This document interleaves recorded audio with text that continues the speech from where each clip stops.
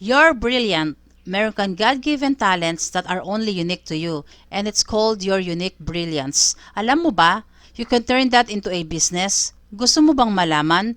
Even you don't have a business idea, no previous business experience, a full-time employee, and wanted a business on the side, or you only have a small capital. You can do this. All you need to do is download our free ebook. Now na!